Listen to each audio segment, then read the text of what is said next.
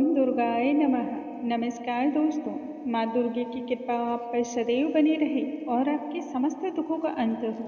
आज के इस वीडियो में हम सुनेंगे दुर्गा कवच, दुर्गा अर्गला स्तोत्र और साथ ही कीलक का पाठ सुनेंगे, जो कि नवरात्र के 9 दिनों में प्रत्येक भक्तगण को श्रवण करना चाहिए। पाठ को आरंभ करने से पूर्व हम जान लेते हैं एक छोटी सी जानकारी। हमें दुर्गा कवच का पाठ या फिर अर्गला स्तोत्र कीलक का पाठ क्यों करना चाहिए। दोस्तों, दुर्गा कवच का पाठ करने से मन शांत होता है, देवी दुर्गा हम पर प्रसन्न होती हैं, सभी प्रकार की नकारात्मक शक्तियों से हमारी रक्षा होती है। कवच का पाठ से धन धान्य सौभाग्य की प्राप्ति होती है, अंदर से बल और साहस प्रतीत होता है। कठिन से कठिन परिस्थिति में आप लड़ना जानते हैं। इस पाठ को करने से मन शांत होता है, मृत्यु का भय टल जाता है और जीवन में चौतरफा उन्नति प्रगति होती है। समस्त मनोकामनाएं पूर्ण होती हैं और जीवन में सफलता के योग आए दिन बनते रहते हैं। इस स्तोत्र के पाठ से चौतरफा आपके शरीर की ओर सुरक्षा का घेरा बन जाता है। यह स्तोत्र अमोघ माना गया है, इसलिए प्रत्येक भक्तगण को यदि संभव हो तो प्रतिदिन इस पाठ का श्रवण करना चाहिए। नवरात्र के 9 दिनों में कीलक का भी पाठ का उतना ही अधिक महत्व होता है। कीलक स्तोत्र के पाठ करने से मन में शांति होती है, ऐश्वर्य सौभाग्य आरोग्य की प्राप्ति होती है, शत्रुओं का नाश होता है, मोक्ष की प्राप्ति होती है। तंत्र मंत्र बाधा इस प्रकार की जितनी भी चीजें होती हैं उन सभी का नाश हो जाता है। नवरात्र के 9 दिनों में इसके श्रवण मात्र से ही आप पर अद्भुत ऊर्जा का संचार होता है, इसलिए इन दिनों में प्रत्येक मनुष्य को इस पाठ का श्रवण तो अवश्य ही करना चाहिए। आइए श्रवण करते हैं दुर्गा कवच। उन महामाया देवी को हमारा नमस्कार है। जगत जननी विश्व का कल्याण करने वाली भगवती देवी को हम नमस्कार करते हैं। ओम चंडिका देवी को नमस्कार है। मार्कंडेय ऋषि ने कहा ब्रह्मा जी से, हे पितामह, जो इस संसार में परम गोपनीय तथा मनुष्यों की सर्व प्रकार से रक्षा और कल्याण करने वाला है, जो दिव्य और रहस्यमयी साधन आपने अभी तक किसी के सामने प्रकट न किया हो, कृपया कर मुझे उसके रहस्य के बारे में बतलाइए। वह साधन किस प्रकार से है और मनुष्य का किस प्रकार से वह कल्याण करता है। तब ब्रह्मा जी कहने लगे, हे मार्कंडेय ऋषि, ऐसा साधन तो एकमात्र देवी का कवच ही है, जिसे परम गोपनीय से भी गोपनीय माना गया है। यह कवच पवित्र और संपूर्ण प्राणियों के कल्याणार्थ है, इसलिए इसे श्रवण करो। देवी दुर्गा के 9 स्वरूप हैं, जिन्हें नव दुर्गा कहा जाता है। उनके अलग अलग नाम बतलाए जाते हैं। प्रथम नाम शैलपुत्री, दूसरी प्रतिमा का नाम ब्रह्मचारिणी है, तीसरा स्वरूप चंद्रघंटा के नाम से जाना जाता है, चौथा स्वरूप कुष्मांडा कहा जाता है। वहीं 5वीं दुर्गा को स्कंद माता के रूप में हम सभी जानते हैं। देवी के छठे रूप को कात्यायनी कहा जाता है। माँ को 7वें स्वरूप में कालरात्रि और 8वें स्वरूप माता महागौरी के नाम से प्रसिद्धि मिली है। 9वीं दुर्गा का नाम सिद्धिदात्री है। ये सब नाम सर्वज्ञ महात्मा वेद भगवान के द्वारा ही प्रतिपादित किए हुए हैं। जो मनुष्य अग्नि के पीड़ाओं में जल रहा हो, रणभूमि में शत्रुओं से विषम परिस्थितियों में घिर गया हो या फंस गया हो, अकाल मृत्यु के डर से जो भयभीत हो गया हो और इस तरह से भगवती दुर्गा की शरण में गया हो, उस व्यक्ति का, उन मनुष्य का कभी किसी भी प्रकार से अमंगल नहीं हो सकता। युद्ध के समय विकट परिस्थिति में उनके ऊपर किसी भी प्रकार की कोई भी विपत्ति दिखलाई नहीं देती है। ऐसे मनुष्य को शोक, दुख, नाश, भय, पीड़ा आजीवन प्राप्त नहीं हो सकती है।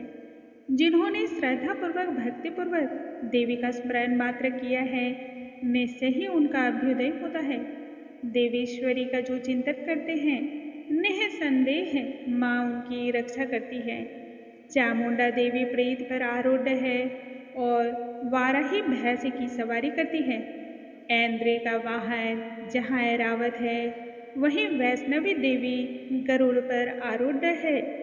माहेश्वरी वृषभ पर आरूढ़ होती है। कौमारी का वाहन मयूर है। भगवान विष्णु की प्रिय लक्ष्मी देवी कमल के आसन पर विराजमान हैं। उन्होंने अपने हस्तों में कमल के पुष्प धारण किए हैं। वृषभ पर आरूढ़ ईश्वरी देवी ने श्वेत रूप धारण कर रखा है और हंस पर ब्राह्मी देवी बैठी हुई हैं। सभी प्रकार के आभूषणों से अलंकृत हैं। इस प्रकार से माँ दुर्गा की 9 शक्तियाँ हैं और सभी योग शक्तियों से संपन्न हैं। इनके अलावा भी बहुत सारी ऐसी देवियाँ हैं जो अनेक प्रकार के आभूषणों शस्त्रों से सुशोभित हैं और नाना प्रकार की दिव्य शक्तियाँ उनके अंदर समाहित हैं। देवी के ये सभी रूप संपूर्ण और क्रोध में भरे हुए हैं। भक्तों की रक्षा के लिए सदैव वह आरूढ़ अपने वाहन पर दिखलाई देती हैं। शंख, चक्र, गदा, शक्ति, हल, मूसल, खेटक, तोमर, परशु, पास, कुंद, त्रिशूल और उत्तम सांग धनुष आदि अस्त्र शस्त्र देवी ने अपने हाथों में धारण कर रखे हैं। दैत्यों के शरीर का नाश करना और भक्तों को जीवन दान देना, देवताओं के कल्याण हेतु अनेक प्रकार के कार्य करना, देवी का यही मात्र एक उद्देश्य है। उस शस्त्र को धारण करने के पीछे देवी का यही महत्व है। हे महान रौद्र रूप वाली, अत्यंत घोर पराक्रमी, महान बलशाली और उत्साहवर्धक देवी, तुम महान भयों का नाश करने वाली हो और संसार का कल्याण करती हो। तुम्हें नमस्कार है। तुम्हारी ओर देखना भी अत्यंत ही दुर्लभ है। शत्रुओं को अपने भय से भयभीत करने वाली जगदम्बिके, मेरी रक्षा करो। पूर्व दिशा में ऐन्द्री मेरी रक्षा करें। अग्निकोण में अग्नि शक्ति, दक्षिण दिशा में वाराही, नेत्रिकोण में खड्ग धारिणी, पश्चिम दिशा में वारुणी और वायव्य कोण में मृग पर सवारी करने वाली देवी मेरी रक्षा करें। उत्तर दिशा में कौमारी और ईशान कोण में शूल धारिणी देवी मेरी रक्षा करें। हे ब्रह्मानी, तुम ऊपर से मेरी रक्षा करो और वैष्णवी देवी नीचे से मेरी रक्षा करें। इसी प्रकार सबको अपना वाहन बनाने वाली चामुंडा देवी 10 दिशाओं से मेरी रक्षा करें। जया आगे से, विजय पीछे से, वाम भाग में अजिता और दक्षिण भाग में अपराजिता रक्षा करें। उद्धोतनी शिखा की रक्षा करें। उमा मेरे मस्तक पर विराजमान होकर रक्षा करें। ललाट में माला धरी रक्षा करें और यशस्विनी देवी मेरे भावों का संरक्षण करें। भावों के मध्य भाग में त्रिनेत्रा और नथुनों की यमघंटा देवी रक्षा करें। दोनों नेत्रों के मध्य भाग में शंखनी और कानों की द्वारवासिनी देवी रक्षा करें। कालिका देवी कपोलों की और भगवती सांकड़ी कानों के मूल भाग की रक्षा करें। सुगंधा नासिका की, चर्चिका देवी ऊपर के होठ की, नीचे होठ की अमृत कला तथा जिह्वा की सरस्वती देवी रक्षा करें। कौमारी दांतों की, चंडिका कंठ प्रदेश की, चित्र घंटा गले की घाटी की, महामाया तालु में रहकर हमारी रक्षा करें। कामाक्षी ठोड़ी की और सर्वमंगला मेरी वाणी की रक्षा करें। भद्रकाली ग्रीवा की और धनुर्धरी मेरुदंड की रक्षा करें। कंठ के बाहरी भाग की नील ग्रीवा और कंठ की नली की नलकूबरी रक्षा करें। दोनों कंधों की खड्गनी और मेरी दोनों भुजाओं की वज्रधारिणी देवी रक्षा करें। मेरे दोनों हाथों की दंडनी और उंगलियों की अंबिका देवी रक्षा करें। शूलेश्वरी नखों की रक्षा करें। कुलेश्वरी पेट की रक्षा करें। महादेवी दोनों स्तनों की और शोक विनाशिनी देवी मेरे मगन की रक्षा करें। ललिता देवी हृदय की और शूलधारिणी उदर की रक्षा करें। नाभि की कामिनी, गुह्य भाग की गुहेश्वरी, पूतना एवं कामिका लिंग की महेश वाहिनी गुदा की रक्षा करें। भगवती कटी भाग की विंध्यवासिनी मेरे घुटनों की और संपूर्ण कामनाओं को देने वाली देवी मेरी दोनों पिंडलियों की रक्षा करें। नारसिंही दोनों घुटियों की, तेजस्वी देवी मेरे दोनों चरणों पर पृष्ठ भाग की, श्री देवी पैरों की उंगलियों में और तलवासिनी देवी पैरों के तलवों की रक्षा करें। नारसिंही दोनों घुटियों की और तेजस्वी देवी मेरे दोनों चरणों के पृष्ठ भाग की रक्षा करें। श्री देवी पैरों की उंगलियों में और तलवासिनी पैरों के तलवों की रक्षा करें। अपनी दाढ़ों के कारण भयंकर दिखलाई देने वाले दृष्ट कराली देवी नखों की और उद्धर्व केसनी देवी केशों की रक्षा करें। रोमावलियों के छिद्रों की कौबेरी और त्वचा की वागीश्वरी देवी रक्षा करें। हे पार्वती देवी, आप रक्त, मज्जा, वसा, मांस, हड्डी और मेद की रक्षा करें। आंतों की काल रात्रि और पित्त की मुक्तेश्वरी रक्षा करें। मूलाधार आदि कमल कोशों की पद्मावती और कफ की चूड़ामणि देवी रक्षा करें। नख के तेज की ज्वालामुखी और वीर्य की ब्राह्मणी आप रक्षा करें। क्षत्रियश्वरी छाया की धर्म धारिणी देवी मेरे मन और अहंकार बुद्धि की रक्षा करें। हाथ में वज्र धारण करने वाले वज्रहस्ता देवी मेरे प्राण अपान व्यान उदान और समान वायु की रक्षा करें। कल्याण से शोभित होने वाले भगवती देवी मेरे प्राणों की आप रक्षा करें। रस, रूप, गंध, शब्द और स्पर्श इन विषयों का अनुभव करते समय योगिनी देवी आप रक्षा करें तथा सत्वगुण, रजोगुण और तमोगुण की सदा नारायणी देवी रक्षा करें। वाराही मेरे आयु की, वैष्णवी धर्म की, चक्रणी देवी यश, कीर्ति, लक्ष्मी, धन तथा विद्या की रक्षा करें। हे इंद्राणी, आप मेरे गोत्र की रक्षा करें तथा चंडिके आप मेरे पशुओं की रक्षा करें। हे महादेवी, आप मेरे पुत्रों की रक्षा करें और भैरवी पत्नी की रक्षा करें।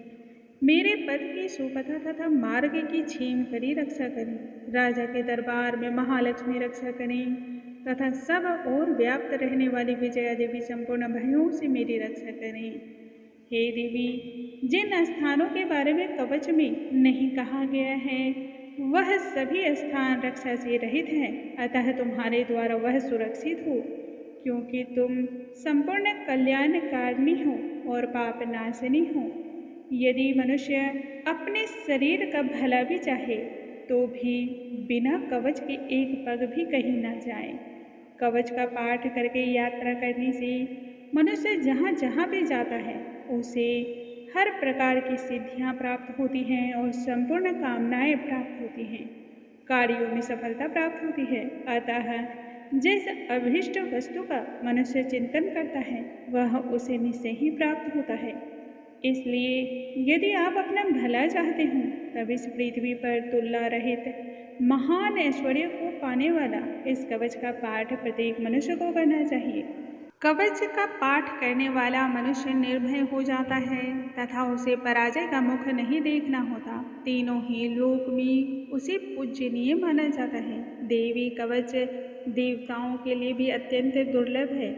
नियम पूर्वक तीनों संध्याओं के समय पूर्ण विश्वास और श्रद्धा से इसका पाठ जो करता है उसे दैव्य कला प्राप्त होती है। वह अकाल मृत्यु तक को पराजित कर सकता है तथा मकड़ी, चेचक, कोढ़ आदि जैसी व्याधियाँ नष्ट हो जाती हैं और अफीम, धतूरी, भांग, स्थावर विष, सांप, बिच्छू जैसे जंगम विष इन सभी से लगने वाला दोष, ये सभी प्रकार के विकार दूर हो जाते हैं। उसका कोई प्रभाव शरीर पर नहीं पड़ता है। इससे पृथ्वी पर मारण, मोहन आदि जैसे जितने आभिचारिक प्रयोग होते हैं, तंत्र, मंत्र, काला जादू, ये सभी चीज़ें यदि कवच धारण मनुष्य हृदय में कर लें तब ऐसे मनुष्य को देखते ही यह शक्तियाँ नष्ट हो जाती हैं। पृथ्वी पर विचरने वाले ग्राम देवता, आकाशचारी देव विशेष, जल के संबंध से प्रकट होने वाले गण इत्यादि जितने भी यह प्रकार होते हैं, भूत, पिशाच, यक्ष, गंधर्व इत्यादि कवच धारण यदि हृदय में मनुष्य किए रहता है तो उसे देखते ही वह भाग खड़े होते हैं।